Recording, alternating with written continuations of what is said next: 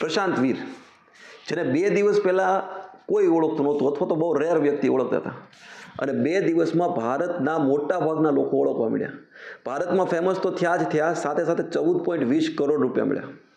Yes, હું એ જ વ્યક્તિની વાત કરું છું જેને અત્યારે આઈપીએલ ઓપ્શનમાં CSKએ 14.20 કરોડ રૂપિયા આપ્યા. એ વ્યક્તિ છે પ્રશાંત વીર. આની સફળતા એમ જોઈને એમ થાય ને કે આને કેવી રાતોરાત સફળતા મળી ગઈ.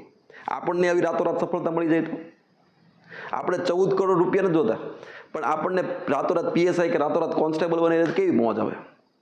પણ ભાઈ પ્રશાંત વીરનું સંઘર્ષ, પ્રશાંત વીરનું ડેડિકેશન છે ને બહુ લાંબો છે, બહુ અઘરો છે, જબરદસ્ત છે.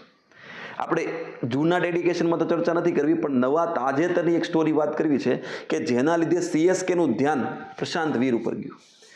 અને એ વાત છે નવેમ્બર 2025ની. નવેમ્બર 25માં અંડર-23 ટુર્નામેન્ટ ચાલુ હતી, અને અંડર-23 ટુર્નામેન્ટમાં પ્રશાંત વીરના મોઢા ઉપર બોલ વાગ્યો.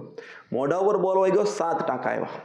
અને આ 7 ટાંકા આવ્યા એટલે બેઝિકલી શું થાય કે ખેલાડી છે એ ટુર્નામેન્ટ મૂકી દે કે બીજી ટુર્નામેન્ટ રમશું. પણ પ્રશાંત વીર છે એ ટુર્નામેન્ટમાં ટક્યો રહ્યો. એ મેચ છોડી બીજી મેચ રમ્યો કારણ કે ટીમને જરૂર હતી. પછી સળંગ એણે આટલા પેઇન 7 ટાંકા વચ્ચે પરફોર્મન્સ કર્યું ને બેસ્ટ પરફોર્મન્સ કર્યું, બેસ્ટ બેટિંગ કરી અને બેસ્ટ બોલિંગ કરી. આ ધ્યાન CSKનું ગયું કે આ વ્યક્તિ છે એ પ્રેશરમાં પરફોર્મન્સ કરી શકે છે અને ચેલેન્જ સ્વીકારે છે. કારણ કે એની પછીની જે ટુર્નામેન્ટ હતી એમાં કંઈ ખાસ પરફોર્મન્સ નહોતું, છતાંય CSK એને પસંદ કર્યું. એનું કારણ એનું આ ડેડિકેશન છે. પબ્લિક જોવે છે તમારું ડેડિકેશન. આની ઉપરથી ખાલી એટલું જ શીખવાનું છે કે તમારું ડેડિકેશન શું છે, તમારું બલિદાન શું છે.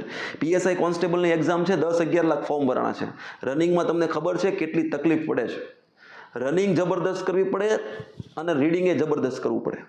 અને એના માટે આવા ડેડિકેટ વ્યક્તિને જોવા જોઈએ, અનુસરવા જોઈએ કે કેટલું પેઇન થાય છે છતાંય શું એણે ગેઇન કર્યું છે. એટલું પેઇન છે છતાંય શું એણે ગેઇન કર્યું છે.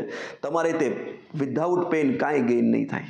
એટલે વિદ્યાર્થી મિત્રો, જબરદસ્ત તૈયારી કરો, સુપર તૈયારી કરો, મસ્ત તૈયારી કરો અને PSI કોન્સ્ટેબલ રનિંગ પાસ કરો, રીડિંગ કરો અને PSI કોન્સ્ટેબલ પાસ કરો એવી આશા સાથે જય હિન્દ, જય ભારત.